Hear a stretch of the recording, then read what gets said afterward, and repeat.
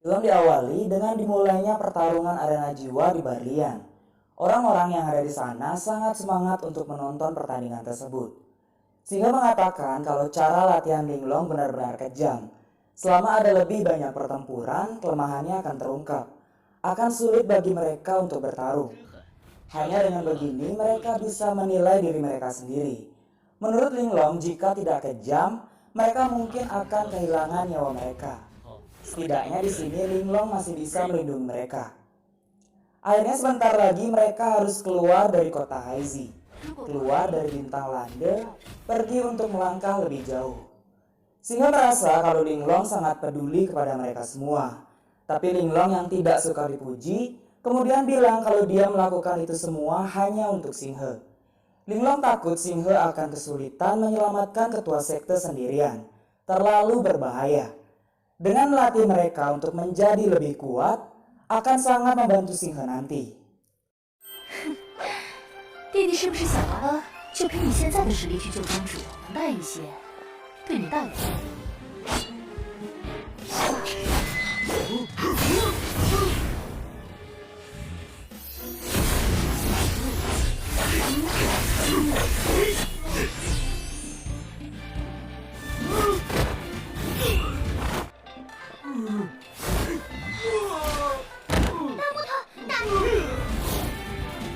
Xinghe menginginkan agar tidak terjadi sesuatu yang buruk kepada Ling-Er adiknya, karena dia masih anak-anak.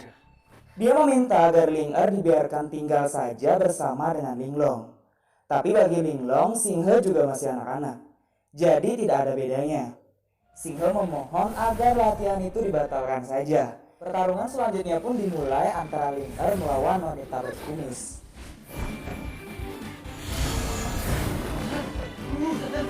Pertarungan yang terus-menerus tadi menjadi tontonan yang sangat seru bagi orang-orang di sana. Tapi saat ini Barlian harus tutup, jadi pertandingan akan dilanjutkan besok. Ling-Er menjadi sangat kesal karena kekalahannya. Dari 9 pertarungan, dia harus kalah 3 kali. Sehingga kembali mengingatkan Ling-Er kalau dia terlalu meremehkan musuh. Untuk Ling-Er, apa yang dikatakan Xinghe ada benarnya. Ling-Er yang jelas bisa terbang ke langit dan memiliki serangan jarak jauh, tapi malah berpikir untuk bertarung jarak dekat. Itu namanya meremehkan musuh. Untuk Mu Yong, meskipun dia memenangkan 3 pertandingan, tapi seharusnya bisa berakhir lebih cepat. Sedangkan untuk Xiao Peng, pedangnya memang tajam. Pedang akan menyakiti orang. Jika di medan perang bisa membunuh dengan satu pedang. Tapi Barlian dibuka oleh Linglong. Besok pagi Xiao Peng akan melawan Ling-Er. Dia meminta agar Xiao Peng tidak menyakitinya. Dia ingin agar Ling-Er bisa mengalahkan Xiao Peng. Semua orang kemudian bubar. Tapi Xinghe yang ingin pergi juga langsung ditahan oleh Linglong. Xinghe mencoba berbagai alasan agar bisa kabur. Tapi Linglong sudah hafal dengan tika Xinghe. Linglong bilang dia boleh pergi tapi setelah Linglong selesai melatihnya. Linglong tahu jiwa bintang Xinghe sangat kuat, tapi sayang ranahnya masih sangat rendah. Xinghe pun sadar kalau dia benar-benar tidak bisa kabur dari sana.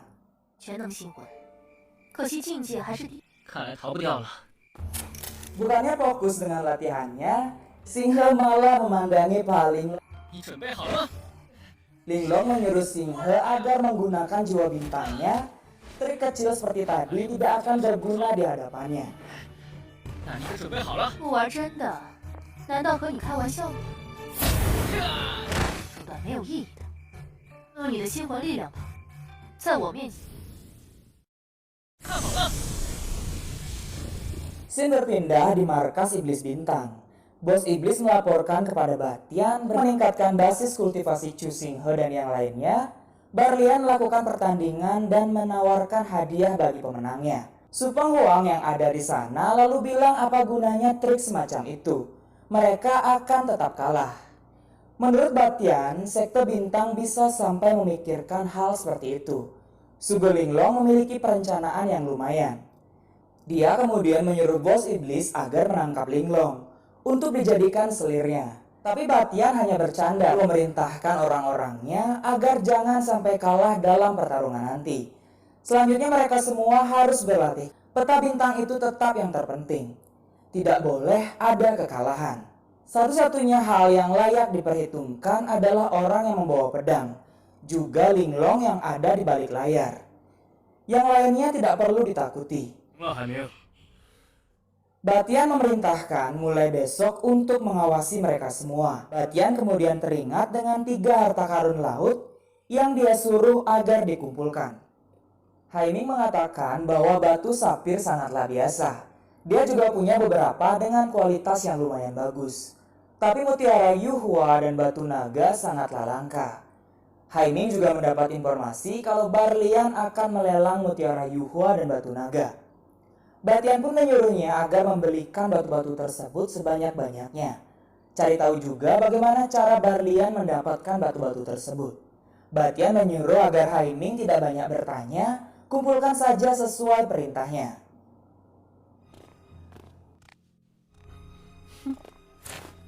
Batian lalu memanggil orang kepercayaannya yang bernama Xingyan.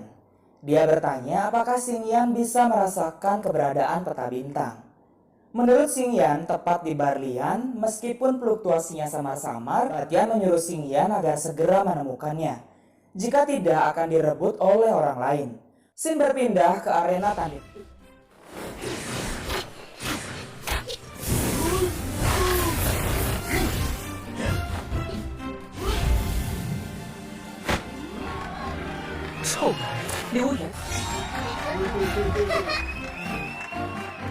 Beberapa hari ini, Bos Iblis Suli dan Haiming selalu melihat pertarungan mereka.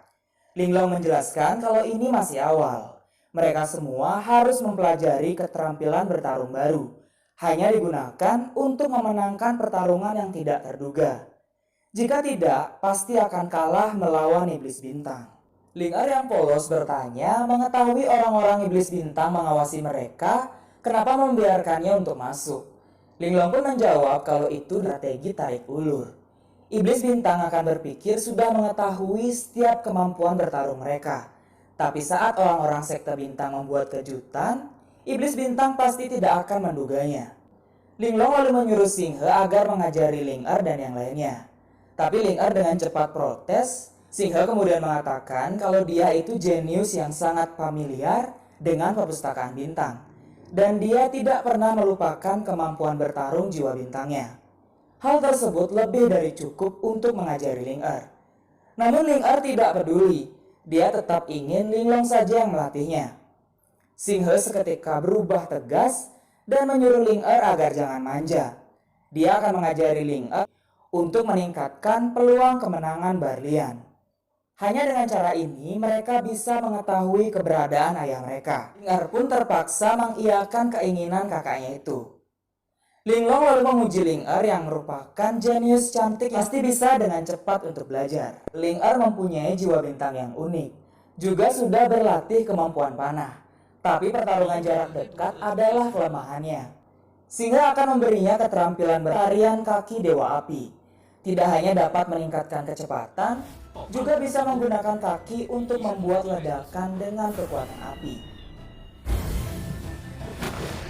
Untuk Muyong, pergerakannya tidak cukup fleksibel, jadi Xinghe akan memberikannya keterampilan bertarung yang lebih kuat, yaitu teknik langkah pemindah gunung.